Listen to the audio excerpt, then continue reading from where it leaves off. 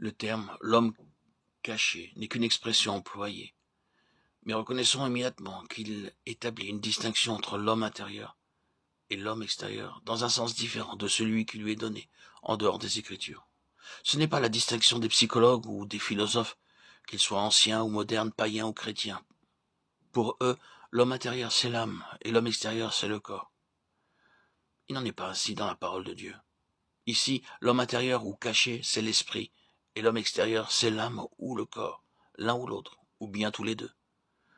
Ces deux désignations, âme et corps d'une part, esprit d'autre part, sont respectivement synonymes des termes homme naturel et homme spirituel.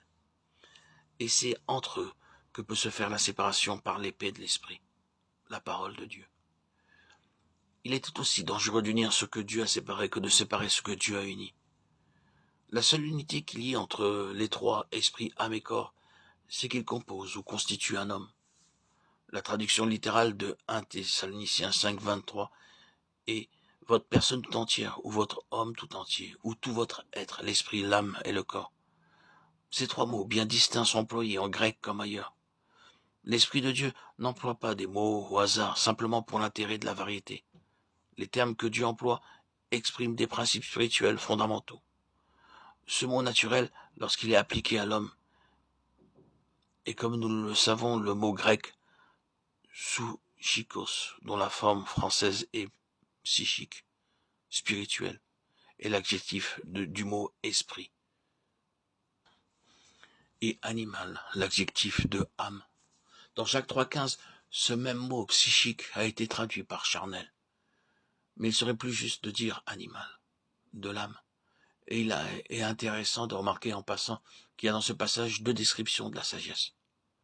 Ce qui fait de l'homme un être unique dans tout le domaine de la création, ce n'est pas le fait qu'il soit une âme ou qu'il ait une âme, c'est le fait qu'il a un esprit et une âme. Et il est possible que cette union en une seule personne de l'âme et de l'esprit rende l'homme unique au-delà de cette création dans l'univers tout entier. Dieu est esprit.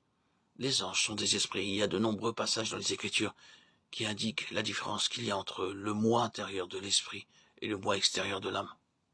Paul dit par exemple « Mon esprit est en prière, mais mon intelligence reste inactive » 1 Corinthiens 14, 14. Ensuite, dans 1 Corinthiens 2, 14, il dit que l'homme naturel, psychique, n'accueille point les choses qui sont de l'Esprit de Dieu. Et il ne peut les comprendre. Parce que c'est spirituellement qu'on en juge. Cette distinction est très soulignée dans le récit que fait Paul de la révélation qu'il a reçue. J'en reviendrai pourtant aux visions et aux révélations du Seigneur. Je connais un homme en Christ qui fut, il y a 14 ans, ravi jusqu'au 3e ciel. Si ce fut en son corps, je ne sais, Dieu le sait. Je sais que cet homme, si ce fut en son corps ou sans son corps, je ne sais, Dieu le sait, fut ravi dans le paradis et entendit des paroles ineffables qui n'est pas permis à un homme de révéler. En ce qui concerne cet homme-là, oui, je puis me glorifier, mais en ce qui concerne exclusivement ma personne, je ne me glorifierai pas. 2 Corinthiens 12, 1, 5. Nous remarquons ici, en passant, que les choses révélées à l'esprit ne sauraient être exprimées par l'homme extérieur, à moins que le Seigneur n'en donne le pouvoir. Dans un autre passage, l'apôtre demande des prières des enfants de Dieu, afin qu'il lui soit donné de faire connaître en toute liberté le mystère de l'Évangile. Éphésiens 6, 19.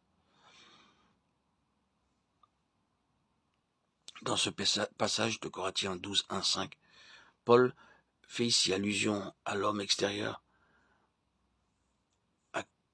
qui ne connaît pas qui ne peut transmettre la vérité. Et l'homme intérieur qui a cette révélation de la vérité.